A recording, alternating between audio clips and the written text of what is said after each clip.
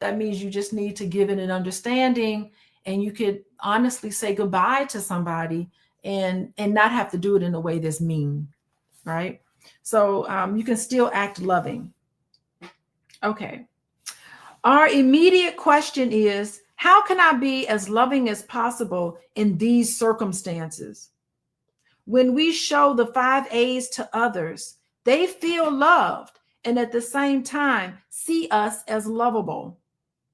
To shift our focus from concern for personal victory or vindication or an attempt to be more loving brings us bliss.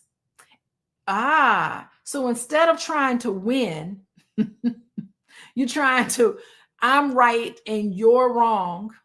When you have that sort of approach in a conflict, it's best to be loving.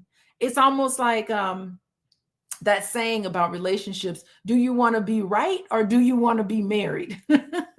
They ask that question. You're going to walk around thinking I'm right and she's wrong for what she's done. You can't do that. Or he's wrong for what he's done. That's not a best way to look at situations. You're wrong.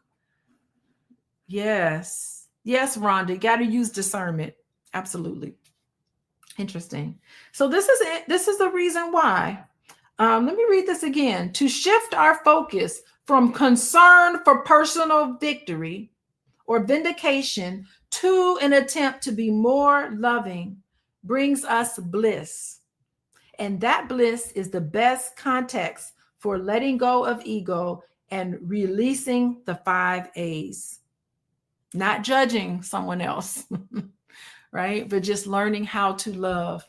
Even in giving a loving response, even if you have to say goodbye to somebody, you can say goodbye to you in this moment. I really appreciate the time we have, but this relationship doesn't work for me anymore.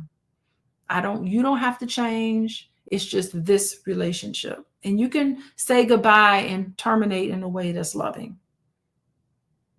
You don't have to be nasty about it. Okay. All right. One result of our freedom from neediness. Wait, where am I? Okay, nope, sorry. Here we go. When excitement comes from learning to invent love in every thought, every word, every deed, we soon realize that we are lovable. Interesting. Let me say that again. When excitement comes from learning to invent, you invent love in every thought. Love in every thought. So when you think about somebody you don't like, how can you put love back into it? Invent love in every thought that you think, every word that you say, and every deed, everything that you do. Then you start to realize that you're lovable, and that's how you get love in your life. Because of our new manner, we love ourselves more.